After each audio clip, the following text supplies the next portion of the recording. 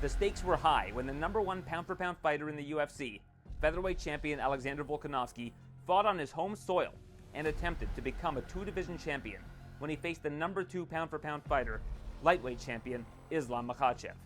Despite fighting in enemy territory, Makhachev was a big favorite. The protege of Khabib Nurmagomedov had won 11 straight in dominant fashion and was expected to handle his smaller opponent. But while height can be measured, heart cannot, and Volkanovski rose to the occasion, giving Makhachev all that he could handle. A performance in a Fight of the Year candidate that surprised many and left everyone hungry for a rematch. 25 minutes between Islam Makhachev and Alexander Volkanovski. However, the UFC had another rematch in mind.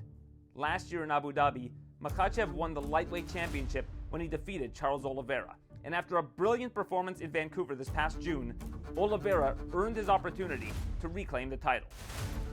It wasn't meant to be. In his final round of sparring before flying to Abu Dhabi, Oliveira suffered an injury after unintentionally clashing heads with a teammate and was forced to withdraw. When the UFC needed a replacement, Volkanovski was quick to raise his hand. If the stakes were high in February, they are now even higher. I get what people are trying to say, but what if I go out there and win, like I plan on doing? Okay, that's when you shock the world. That's when you're doing things that people in my position would never do. The conditions for Volkanovski are suboptimal, to say the least. After his win in July, Volkanovski required elbow surgery, which had a 12-week recovery timetable, meaning that he hasn't been able to properly train up until a few weeks ago.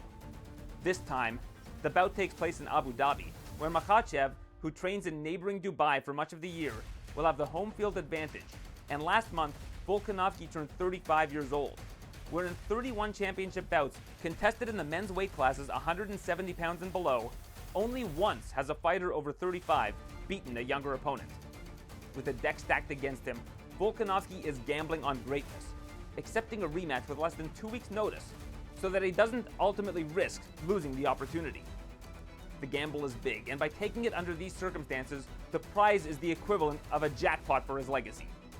If he is able to beat Makhachev on short notice, on his opponent's turf at 35 years of age, and capture a second simultaneous undisputed championship, he goes from being Alexander the Great to entering the conversation to being considered Alexander the Greatest.